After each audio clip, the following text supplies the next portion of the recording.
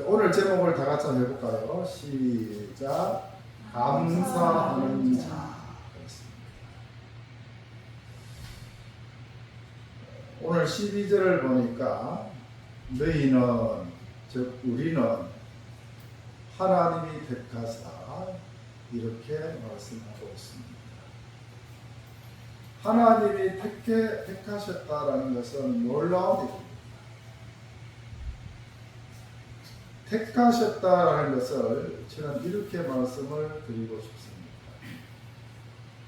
하나님께서 나를 낳으셨다. 야고보서 1장에 보면 이렇게 말하고 있습니다. 그가 그 피조물 중에 우리로 한 천 열매가 되게 하시려고 자기의 뜻을 따라 진리의 말씀으로 우리를 낳으셨느니라 했습니다. 여러분들이 낳은 자식은 잊어버리지를 않잖아요. 하나님께서도 우리를 말씀으로 낳으셨기 때문에, 그리스도 예수 안에서 택하셨기 때문에 하나님이 여러분들을 잊을 리가 없습니다.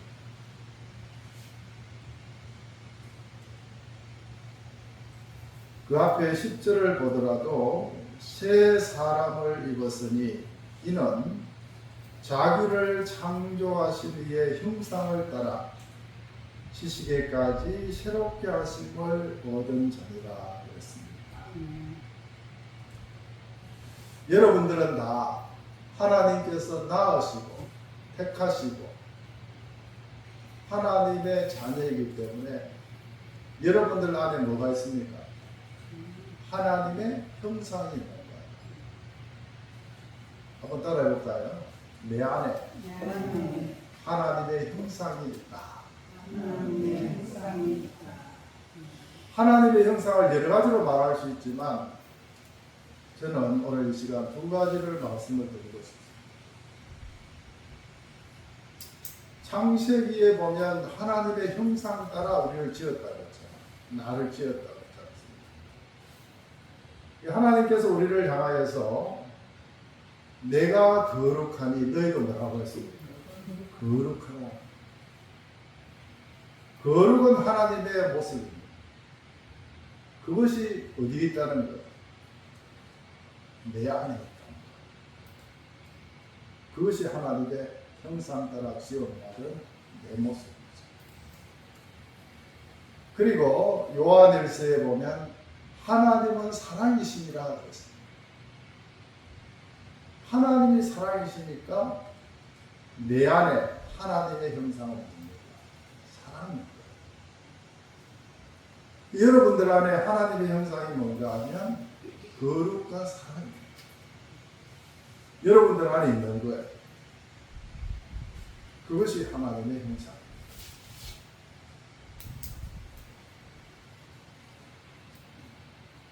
그저 많은 사람들 중에 우리를 고른 것이 아니라 완전히 새 사람으로 택하시어서 진리의 말씀으로 나를 낳으셨다. 그렇기 때문에 우리를 지으실 때부터, 태어날 때부터 내 안에 하나님의 형상, 하나님의 거룩하심과 사랑이 내 안에 있다는 것. 여러분, 그것을 자꾸 찾아가고 넓혀가야 됩니다. 그래서 하나님은 직접 말씀하잖아요. 내가 거룩하니 너희도 거룩하라. 나는 사랑입니다. 그것이 여러분들 안에 있는 것. 그걸 자꾸 개발해야 돼요. 하나님의 형상을 회복시켜 가야 돼요.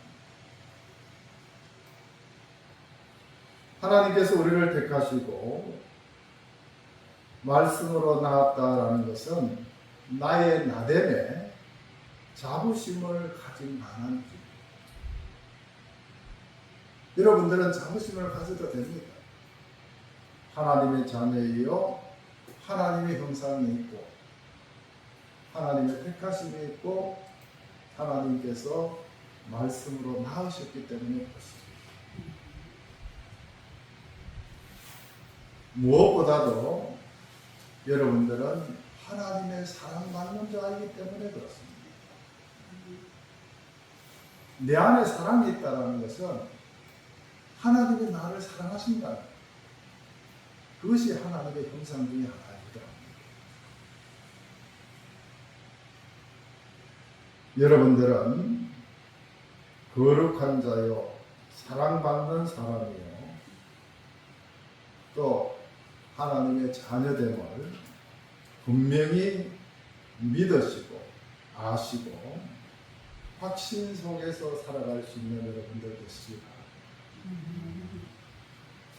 자기가 자기 자신을 그렇게 모르면 어떻게 담대하게 살아갈 수 있겠습니까? 현실을 보면 그렇지 못할 때가 많습니다. 내 안에 뭐가 거룩하지? 내가 거룩한 것이 뭐가 있나? 사랑도 그렇습니다. 내가 진실로 사랑할 만한가? 내 기준이 아니라 하나님께서 주신 것, 하나님께서 하신 것. 하나님께서 말씀하시기를 너는 스스로 거룩해라가 아닙니까? 너는 사랑해서 나의 자녀가 되라가 아닙니까? 내가 거룩하니 너희도 거룩하라고 하셨고, 나는 사랑이니까 너희 안에 사랑이 있다고 하셨지. 내가 사랑해서 하나님의 사랑을 알고 내가 거룩한 삶을 살아서 거룩을 이루어가는 것은 아니라는 것.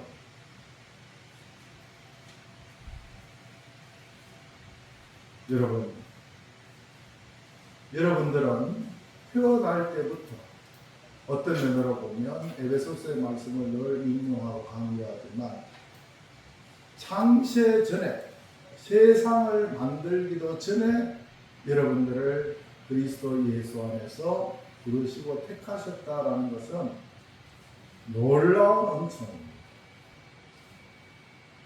그보다 더 큰 일이 없겠습니다. 중요한 일과 그렇지 않는 일이 있다고 하면 보통 뭘 먼저 합니까? 중요한 일을 먼저 하죠. 그러면 세상을 창조하는 일과 우리를 택하시는 일 중에 하나님께서 세상을 창조하는 일이 중요하다고 하면 세상을 먼저 창조하고 우리를 택하셨겠죠. 그러나 우리를 택하심은 창세 전이라는 겁니다. 놀랍습니다. 그러니까 세상을 창조하는 것보다 우리를 부르시고 우리를 택하시는 일이 뭐예요? 하나님께서 보실 때에는 더 중요하다는 거예요. 믿습니까? 그렇지 않다고 하면 지으실 거 다 지어놓고 그리고 난 뒤에 불렀겠죠. 그런데 하나님은 그렇게 안 했습니다. 세상을 창조하기 전에 그리스도 예수 안에서 우리를 예정하시고 택하시고 부르셨다라는 것은 세상보다도 여러분들은 우리를 나를 더 중요하게 여기신다고 볼 수 있는 겁니다. 거룩하고 사랑받는 사람임을 언제 어디서나 확신하고 느끼면서 생활할 수 있는 여러분들이 되시기 바랍니다.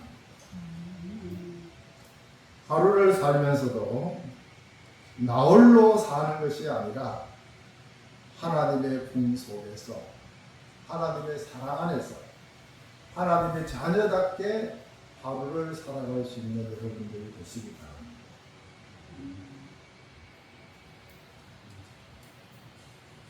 그리고 난 뒤에 긍휼과 자비와 겸손과 온유와 오래 참음으로 옷 입고 서로 용납하며 피차 용서하되 이 모든 것 위에 사랑을 더하라 라고 말하고 있습니다.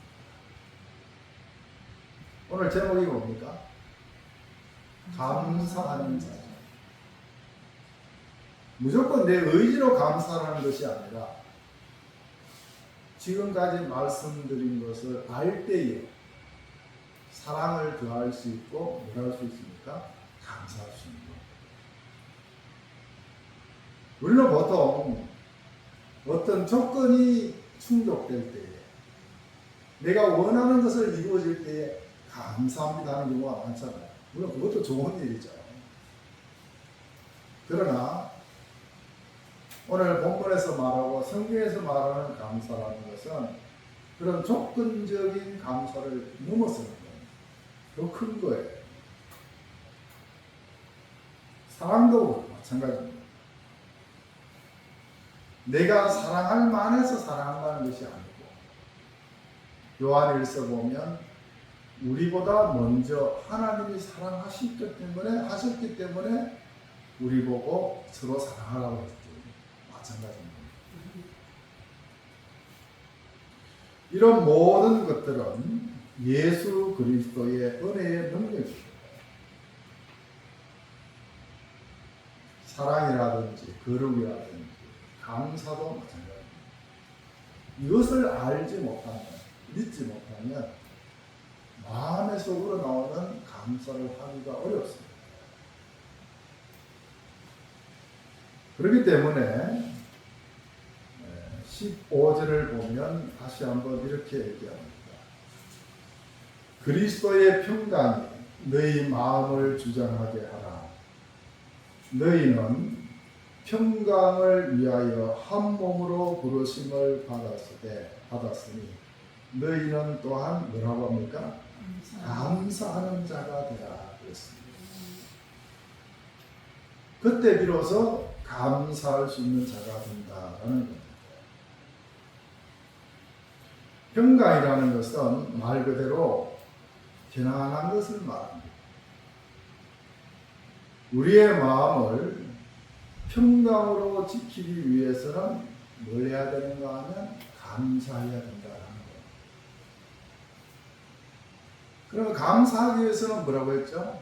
앞에서 말씀드린 우리는 하나님의 형상 따라 지음받았고 하나님의 자녀고 거룩과 사랑을 이루어가는 자임을 알 때에 감사하는 자가 되고 이 감사를 할 때에 마음에 평안을 누릴 수 있다. 이렇게 말씀을 드릴 수 있는 겁니다.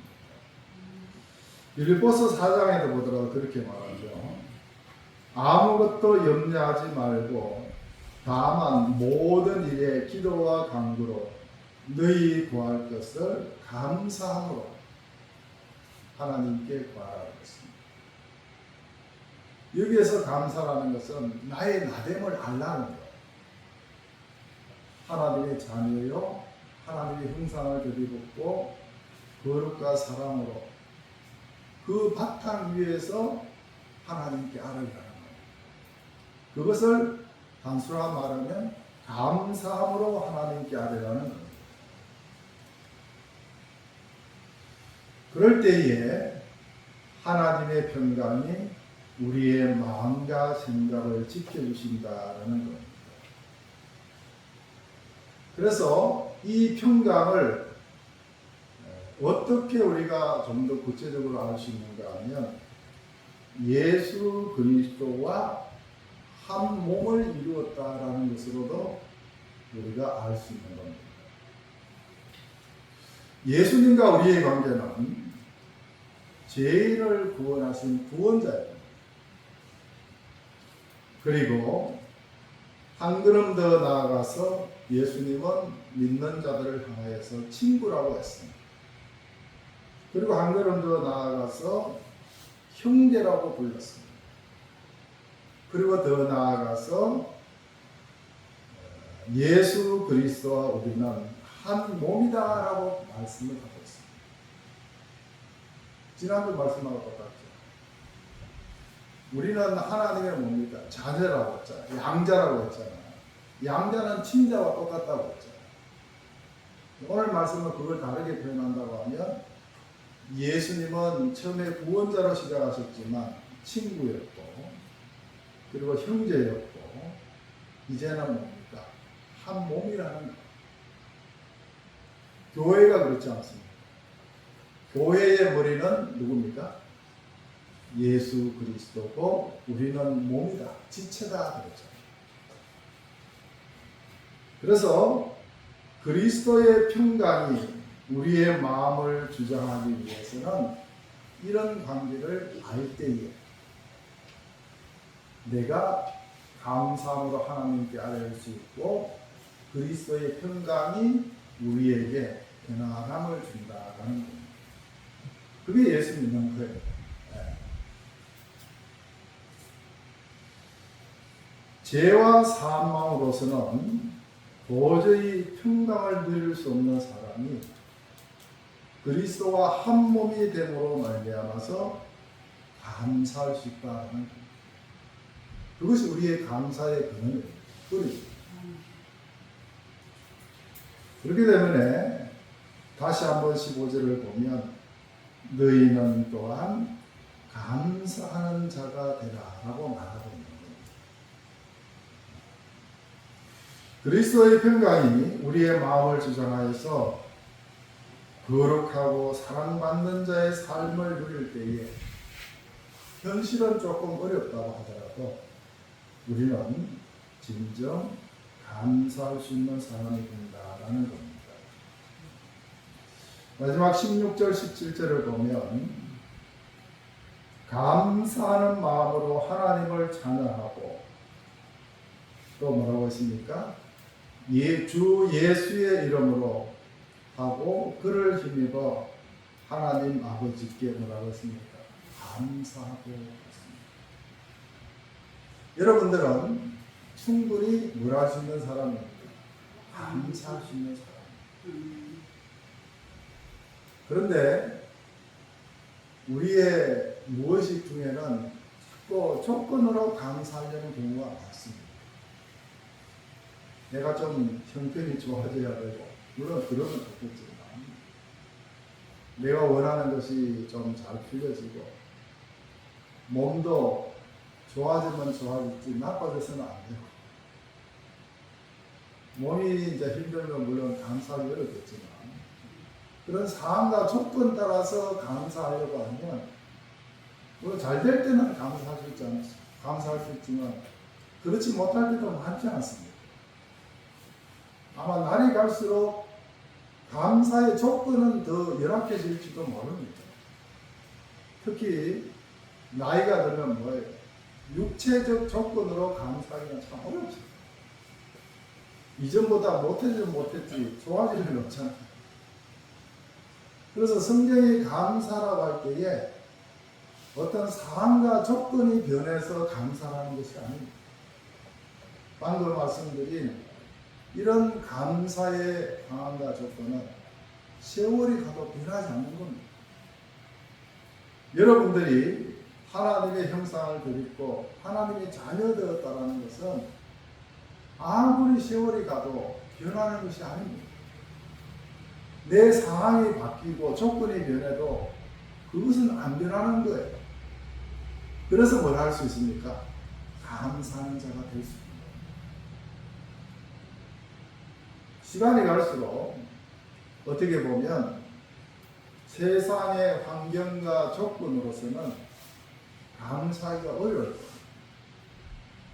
그럼에도 불구하고 여러분들은 변치 않는 이러한 하나님의 사랑받는 자, 하나님의 형상을 드리는 자이기 때문에 감사할 수 있다고 말씀을 드리는 겁니다. 여러분, 지난 한 주를 한번 잠깐 되돌아보시기 바랍니다. 한 주일 사는 것이 어떤 면으로 보면 쉬운 일만은 아닙니다. 그 와중에 내가 진정 내 마음속에 감사하는 마음이 있었는가는 여러분 자신만이 알 겁니다. 제가 여러분들을 봐도 모르고 여러분들이 저를 봐도 모를 거예요. 그러니까 여러분 자신은 알 겁니다. 하루를 살면서 지나온 한 주를 살면서 지난 7월을 살면서 여러분 자신을 한번 되돌아보시기 바랍니다. 내가 무엇에 불평불만을 했고 무엇에 감사를 했고 그 비중을 한번 놓고 보면 한 달 30일을 살면서 적어도 하루에 한 번 감사했다고 하면 뭐예요? 그 30번은 감사할 것인데 하루에 한 번이 아니라고 한다면 한 달을 살면서도 뭐 그저 그런 하루를 한 달을 살았어도